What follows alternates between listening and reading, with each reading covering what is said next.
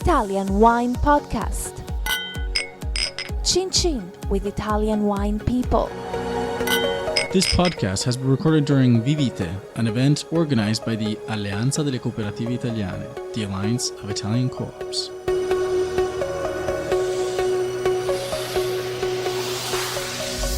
Hello, this is the Italian Wine Podcast with me, Monty Waldin. My guest today is Matteo Cremonini from the Le Chiantigiane in the region of Chianti in Tuscany. What is Le Chiantigiane? Le Chiantigiane is a wine consortium set up in 1967 in Tuscany, and it's the most important Tuscan cooperative in the region, and it's the most important producers of Chianti in Tuscany, since we produce and bottle more than 6 million bottles per year. Wow. And we have also the national statistics data that can confirm it, the highly statistic national data confirm that. So it's 6 million. So your cooperative makes 6 million bottles of Chianti every year. More than 6 million bottles per year. Okay. So what is the total production of the Chianti? It's a DOCG Chianti. What is the total production of the Chianti DOCG? 15, 20 million bottles per year. So you have about 25 to 30% of the whole of the Chianti production. Yeah, about 30% of the whole production of Chianti. And the Chianti, it's not only a wine, it's a region where we produce great wine from Tuscany, and this region is between the provinces of Siena, Florence and Pistoia. Also there are small villas in the province of Siena and Arezzo. Our Chianti, it's a blend from the different vineyards in the different provinces, since Chiantigiane has 4 vinification wineries all around these provinces. Where are the main ones then? Our headquarters is located in Tavernelle Val di Pesa. It's a small village between the town of Siena in the south and the city of Florence in the north. And in our headquarters, we finish to prepare our wine and we bottle them. It's all bottled in Tavernelle Val di Pesa? Okay. Yeah, and also we have another winery in the south of Tuscany, near Grosseto, near the Maremma. It's a really nice land, where we have another bottling center. For which type of wine is that then? That we produce our Morellino-based wine. So Morellino, what is Morellino? Morellino, it's an important wine in the south of Tuscany. It's not really known as the Chianti, but it's another special wine from Tuscany. What's the main grape though? The main grape produced in Morellino is Sangiovese, but other grape varieties can be added in a small amount. Our Morellino is 100% Sangiovese, quite strong. It's about 13.5 degree alcohol, and it's fruity. It's also tannics, so it's a very good served with a lot of kind of strong food. So basically, you got 2 jobs, right? Yeah. You're the export guy. Yeah, because I got the graduation in oenology and viticulture 5 years ago. So you know everything, basically. You know that you're an oenologist, you're a viticulturist, and you're an export manager. Yeah. My first job, it's the export manager now. You're an export manager, and often export managers are very good at selling, but they don't know much about the winemaking or the viticulture. How much of an advantage is that for you? Yeah, for me it's an advantage because I know how every wine that we produce is produced, so I can explain exactly to the customer how we produce the different wines, so the customer can understand better how we prepare them. So what are the challenges in the vineyard in terms of with climate change? And obviously Chianti's had an interesting history with, initially it was all Tuscan grapes, then were allowed the Bordeaux grapes in the 1970s with the sort of super Tuscan pressure. What is going on in the vineyards now with climate change? What are the trends? Since the climate is coming to be always much hotter and drier than in the past, we have to find a strategy and also grape varieties that could be stronger in that kind of climate, or just prepare the vineyards during the years in order to have a higher resistance to the sun, to the hot temperature. So does that mean that we'll see an end to grape varieties like Merlot, for example, which don't really like a lot of heat? And maybe more Syrah in Chianti? Maybe Syrah, yes, of course. Zinfandel in Chianti? Grenache Noir we're going to see that near Florence? No.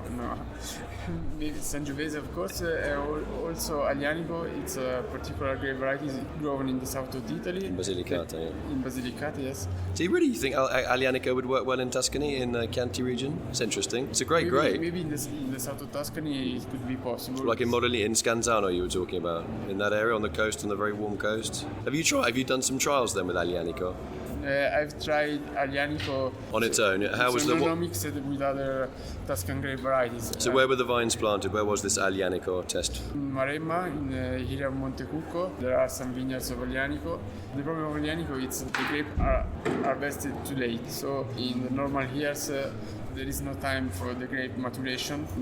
Could be a problem. But all the previous years was too hot, too dry, and the summer was really long. Also in the autumn there was hotter conditions. So in this kind of climate condition, this kind of grapes could work. So for those of you that don't know, Montecucco is a Montalcino is a big hill, and Montecucco is a hill opposite it. And Aglianico comes from Basilicata on the Vulture, which is a volcanic peak, very high peak. So it's interesting that you're putting the Aglianico, or thinking of putting the Aglianico on Montecucco, which is another mountain, a Tuscan mountain. It'd be interesting to see how that works. We are trying to understand the customers' taste preference, because we understood in the last few years that the foreign customer prefer sweeter Chianti. All Chianti we have in Tuscany are too dry, are yes particular, but always dry, and it's not really appreciated from the foreign customer. So we started in the last few years to produce sweeter Chianti, sweeter, fruiter, using particular vinification methods. How much sweetness are we talking?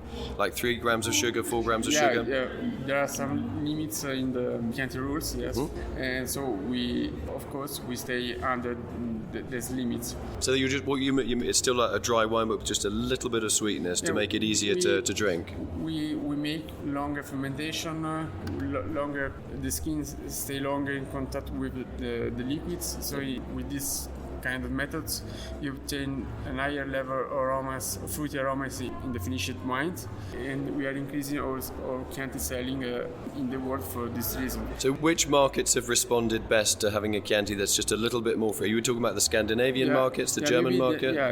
Northern European markets, also in the United States and Canada prefer this kind of wines. Maybe in China prefer the Italian Chianti, so the classic version. The classic version of Chianti, the drier one. And also for the Classico, we are approaching the vinification in the same methods, because the customer can understand the difference between Chianti and Chianti Classico. And going in the foreign markets, we start to help the customer to understand the Chianti Classico is a small production area where we have a lower yield per hectare of the grapes. What do you think of the role of white grapes? Traditionally, Chianti and Chianti Classico were made with white wine grapes as well. Now with climate change, is it time to rethink that? Instead of putting Merlot or Cabernet Sauvignon in there, it's getting hotter. Those grapes, I've made wine in Bordeaux, I don't think they're suited to Tuscany. I'm sorry, I'm not going to change my mind on that. What about saying, yes, maybe we can have some get back Malvasia Bianca and some of these white wine grapes to lighten Chianti a bit without losing any authenticity, seeing as this was the original recipe? What would you think about that? Would it be a step backwards for you, a step back into the past, or would you think that's a sensible idea? No, maybe it could be better to think in the future. This was the goal to produce Chianti, and we have to understand what the customer is asking for. And so for this reason, all Chianti wines have to be performant. Okay, right. Matteo, how old are you? 31. Right, okay, so you're incredibly young and you've got incredible responsibility. One of the things I see with cooperative wine growing in Italy is the demographic is often, I get this impression that all old men with caps and baggy blue trousers, not young men like you with iPhones. In these few years I worked with Chiantigiane. I hadn't a lot of opportunities to know our wine growers, but I know that a lot of them are quite old people, but they are interesting and to understand how the Chianti grapes could be, how the quality level of the Chianti grapes could be improved. Because they have a lot of experience. What do you? How can we help with the law, legislation, or financial incentives, soldi, to encourage young people that don't have a job to go and work in some of these Chiantigiane vineyards and not just let this older generation die with no successes, or see these vineyards turned over to apartment blocks or housing or car parks? Or There could be more opportunity for young people to get training time inside the winery, and then they should have more possibilities to enter in the world of the winery. It could be better if some bureaucracy can be avoided. Good luck in Italy. Yeah, that's not easy. It's not easy. Not easy. Yeah. Okay, have we forgotten anything, Matteo? Tim? Also, Vai. Le Chiantigiane, it's a consortium. I already said that it's a wine consortium, and we have more than 2,000 associated wine growers for more than 2,500 hectares of productive vineyards in the heart of Tuscany, from between the province of Siena, Florence, Pistoia, and also in the Empoli area. And also we have 300 hectares in the south of Tuscany in Maremma, where we produce Morellino. So we have a huge portfolio of wines from Tuscany, from the red and white aged Toscana to the Chianti, Chianti Riserva, Chianti Classico. We also have particular small production for the Brunello and Montalcino, the Nobile and Montepulciano and the Bolgheri. Also in the south of Tuscany we produce some nice top Morellino, the Super Tuscan. So the two Super Tuscans are coming from where? Do you make Super Tuscan wines in Chianti, in Morellino and Bolgheri, or is it just... We produce our Super Morellino in the south of Tuscany. Super Morellino sounds like Super Mario. Sorry. Oh, sorry, Super Morellino. I didn't mean to be rude. It's my way to explain the difference between our Morellino wines, because we have a Morellino-based wine, and the top Morellino, it's the first one is younger. It's so no oak. No, without oak. The second one is stronger and with oak. The second one stays in the oak barrel for more than 1 year. How strict are you? I mean, I taste a lot of Tuscan wine that's been aged in oak, and often we have problems with oxidation and Brett, Brettanomyces. Yeah. How fanatical are you as you're a sales guy? You got to sell the wine, and you oversee the winemaking. What can you do to make sure that the wineries that you work with are hygienic, that they understand how important keeping the wineries clean and eliminating bad barrels? What do you do to make sure that happens? The first important thing is to be sure that all the winery, not only the inside part of the tank of the barrel is clean, but every part of the winery, the floor, the walls should be clean. It's really important to avoid bacterial or fungal diseases. It's really important. Okay. So what's next for Le Chiantigiane? What's your next project that you're going to work on? We are starting to study and produce new wines from the south of Tuscany. We start to produce red IGT Governo. It's a new wine produced in the same method of the Valpolicella Ripasso. After the first fermentation, we put the dry skin on the wine, and we have a second fermentation. And this way we obtain a wine fruitier and sweeter, and also part of this wine going in the barrels, so we have a really complex wine. So what's the main grape variety for this? The main grape variety is Sangiovese, because for us Sangiovese it's really important. Sangiovese it's the wine used to produce Chianti, used to produce Morellino. The blend is what? It's 80% Sangiovese? For the Chianti it's... For the Governo? For the Governo it's about 100% Sangiovese. For the Chianti we have a blend between Sangiovese and Canaiolo Nero, about 85% Sangiovese and 15% Canaiolo Nero, because Sangiovese, the tannins of the wines and the structure, instead Canaiolo Nero gives a higher anthocyans level, so more color and more fruity aromas. So instead for the Governo we only use Sangiovese grapes. Okay, so when you finish the wine, the Governo, the winemaking, what is roughly the analysis? How much alcohol and how much residual sugar does it have? The alcohol is around 30.5. The residual sugar is not too high. It's around 4 or 5 grams per liter. But this kind of vinification method makes the wines more round, more fruitier, and the customer really like this new wine.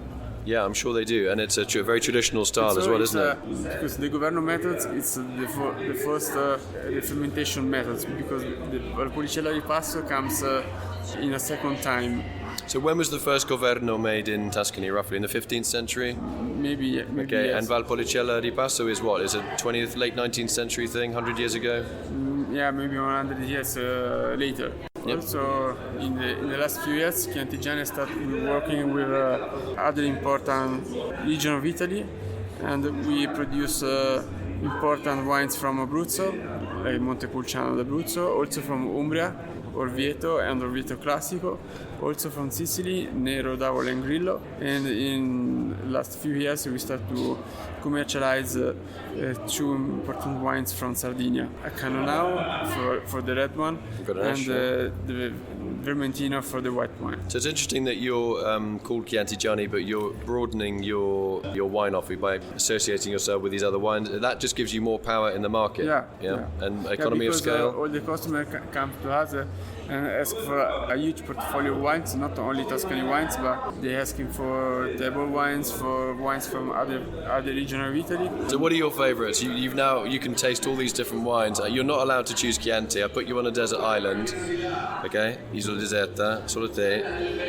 And you can only choose one white and one red from either Sicily or Umbria, all the places. What are you going to choose? Maybe for the red wine, I choose Super Tuscan. You're not allowed to choose Tuscany. You can choose one of these other non-Tuscan wines. Which would you choose? One white and one red.